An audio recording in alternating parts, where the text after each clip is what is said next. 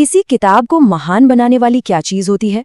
क्या वो उसकी कहानी है, या फिर उसके किरदार, या शायद वो जज्बा जो एक लेखक को अपनी रचना के लिए किसी भी हद तक जाने को मजबूर कर दे? आज हम एक ऐसी ही रचना की दुनिया में उतर रहे हैं।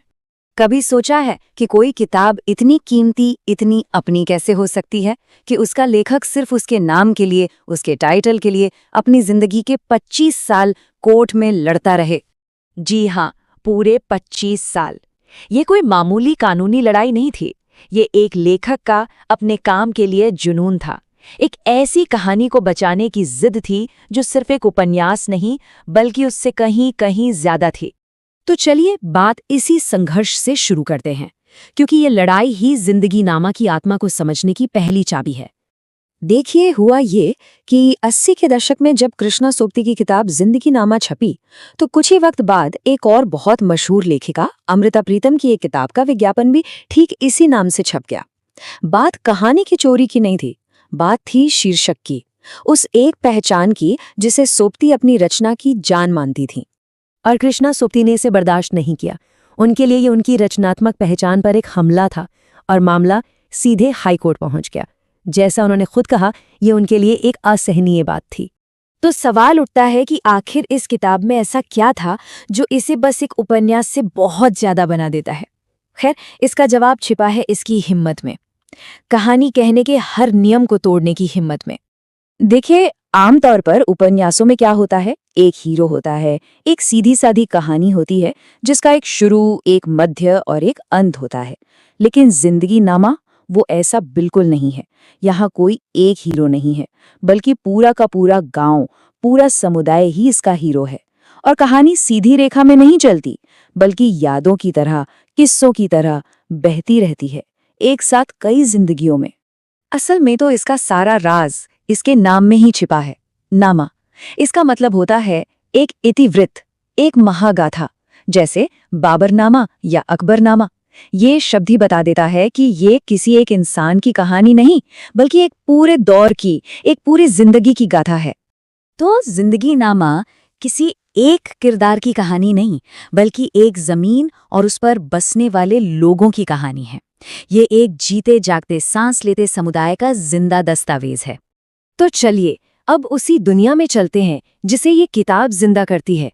20वीं सदी की शुरुआत का वो पंजाब जो बंटवारे के दर्द से पहले आजाद सांसें लेता था।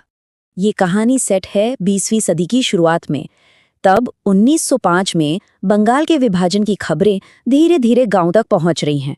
फिर पहला विश्व युद्ध के लिए भर्ती शुरू होती है, जो गांवों की रोजमर्रा की जिंदगी को बदल देती है।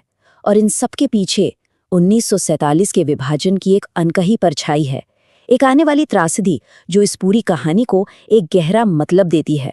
कृष्णा सोबती ने उस दुनिया के बारे में सिर्फ बताया नहीं है, उसे पन्नों पर जिंदा कर दिया है। बुल्ले शाह के गीत गूंजते हैं, गांव की मजलिसों में किस्से कहानियां चलती हैं, त्योहारों का जश्न मनता है। वहां की कहावतें, रोजमर्रा की रस्में, सब कुछ मिलकर उस दौर को आंखों के सामने खड़ा कर देता है। और इस किताब की भाषा, ओफ, वो तो अपने आप में एक कविता है। मिसाल के तौर पर एक ही शब्द है सुच्चा, मतलब शुद्ध या अनटच्ड, और लेखिका इसका इस्तेमाल एक आंगन के लिए भी करती हैं, अंधेरे के लिए भी करती हैं, और खूबसूरती के लिए भी। ये भाषा की वो जादूगरी है जो उस पूरे माहौल को रचती है। और यहीं पर हम इस किताब के सबसे गहरे, सबसे फिलॉसफिकल विचार तक पहुंचते हैं। इतिहास आखिर है क्या? क्या वो जो किताबों में लिखा है, या वो जो लोगों की यादों में जिंदा रहता है? जिंदगी नामा इसी सवाल को एक बहती नदी की तरह हमारे सामने रखता है। किताब की शुरुआत में ही एक बहुत कमाल की बात लिखी है कि जो शासक होते हैं वो इतिहास को तारीखों और घटनाओं में कैद करके जमा देते हैं, फ्रीज कर देते हैं। लेकिन आम लोगों के जहन में इतिहास एक नदी की तरह लगातार बहता रहता है, अपनी शक्ल बदलता रहता है। मतलब ये दो तरह के इतिहास की बात है। एक है ऑफिशियल इतिहास, जमा हुआ, जो तारीखों और तथ्यों का लेखा जोखा है, जिसे राजा महाराजा लिखवाते हैं। और दूसरा है लोगों का इतिहास, बहता हुआ, जो कहानियों में, लोकगीतों में, यादों में जिंदा रहता है। और जिंदगी नामा इसी दूसरे बहते हुए इतिहास का दस्तावेज है। और अब हम पहुंचते हैं उस मकसद पर जिसके लिए शायद ये किताब लिखी गई, ये सिर्फ एक कहानी नहीं है, ये एक खोई हुई दुनिया के लिए लिखा गया एक शोक गीत है, एक एलिजी, एक ऐसा जश्न जो एक बहुत बड़ी त्रासदी की छाया में मनाया जा रहा है। सबसे दिलचस्प बात तो ये है कि कृष्णा सोबती ने ये उपन्यास अपने निजी अनुभव से नहीं लिखा। उन्होंने इसे लिखा है विरासत में मिली यादों से। मतलब ये उन किस्सों और कहानियों का नतीजा है जो उन्होंने अपने बड़ों से सुनी। एक ऐसी दुनिया की यादें जिसे विभाजन हमेशा हमेशा के लिए छीनने वाला था। उस दुनिया के खो जाने का दर्द सोबती ने इन शब्दों में बयां किया है। एक वक्त, एक पीढ़ी, एक खतरा, एक टूटन, एक तिड़कन, एक त्रासदी।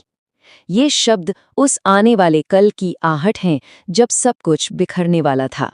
लेकिन इस पूरी त्रासदी में भी एक उम्मीद की किरण है। किताब का एक सबटाइटल है जिंदा रुख, यानी एक जिंदा पेड़। ये इस बात का प्रतीक है कि भले ही जमीन छीन ली जाए, लेकिन जिंदगी एक पेड़ की तरह होती है जो उखड़ने के बाद भी कहीं और जड़ें जमा लेने की हिम्मत रखती है। और आखिर में जिंदगी नामा हमें इसी गहरे सवाल के साथ छोड़ जाता है, अगर इतिहास हमारी यादों का ही दूसरा नाम है, तो जब एक पूरी दुनिया, एक पूरी संस्कृति यादों से ही मिट जाती है, तो असल में क्या खत्म होता है? शायद सिर्फ एक कहानी नहीं, जिंदगी का एक पूरा नामा।